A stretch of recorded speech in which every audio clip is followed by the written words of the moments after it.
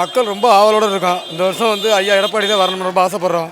திமுக அரசில் வந்து ஊழல் எங்கே இருந்தாலும் ஊழல், மக்களுக்கு வந்து ஒரு தகுந்த பாதுகாப்பு கிடையாது.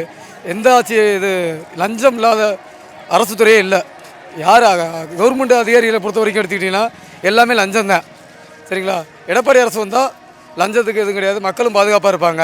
நாங்களும் அதை சந்தோஷப்படுறோம். திமுக ஆட்சியில் என்ன மாற்றமும் கிடையாது. ஏடிஎம்கே வந்தது அம்மா ஆட்சியில் மட்டும்தான் மாற்றம் அடையும். ஆமாம், பெரிய எதிர்பார்ப்புலாம் கிடையாது திமுக ஆட்சியில். எங்களுக்குலாம் வருத்தமாக தான் இருக்குது. 2026 தேர்தலில் நாங்கள் வந்து இரட்டலை வர்றது நாங்கள் பெருமைப்படுறோம். எங்கள் மக்களுக்கும் எங்களுக்கும் பெருமையாக இருக்கும். மகளிருக்கும் கொஞ்சம் பெருமையாக இருக்கும். மகளிர் எங்கேயுமே ஒரு பாதுகாப்பு இருக்கும். மகளிர் எங்கேயுமே இப்போ அச்சத்தோடு தான் போகிறோம். வீட்டு பெண்களை வந்து நாங்கள் எங்கேயுமே ஒரு தைரியமாக ஒத்தையில் அனுப்ப முடியல.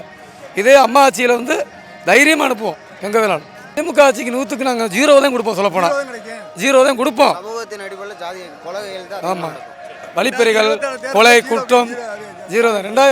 இதே இரட்டலை கேட்டிங்கன்னா 100க்கு 100 போடுவோம். நாங்கள் மக்கள் எல்லாம் வெறுத்தாச்சு. எங்கே பார்த்தாலும் பாலியல் தொல்லை, கொலை, கொள்ளை, லஞ்சம், காவலர் லாக்அப் தப்பு, இதெல்லாம் வந்து தவிர்க்க முடியாதது. அராஜியம் அதிகம் திமுக அரசு. அதாவது திமுக அரசு சார்ந்தவர்கள் தான் சம்பாதிக்கிறாங்க. பொதுவான ஏழை எளிய மக்கள் வந்து சம்பாதிக்கிறதுக்கு வாய்ப்பே கிடையாது. நாங்கள் அப்படியே பொதுவாக அந்த கட்சியில் உள்ள அதிகாரிகளோ அது குடும்பத்தை சார்ந்தவங்க நல்லா இருக்காங்களா பெருசு. நாங்கள் விலைவாசிகளும் அப்படி தான். எடுத்துக்கிட்டிங்கன்னா எந்த விலைகள் எடுத்தாலும் இந்த ஒரு 10 ஆண்டு காலங்களை பார்த்தீங்கன்னா எல்லாமே டபுளுக்கு டபுள். ஏன்னா நாங்கள்லாம் பரம்பரை காலமாக திமுகவில் இருந்து வேணாம்னு சொல்லிட்டு இரட்டலை கொடியை பிடிக்கிறதுக்காக நாங்கள் முன்னோக்கத்தோடு வந்திருக்கோம். அதுதான் எங்கள் மக்களுக்கும் தமிழ்நாடு மக்களுக்கு பாதுகாப்பு.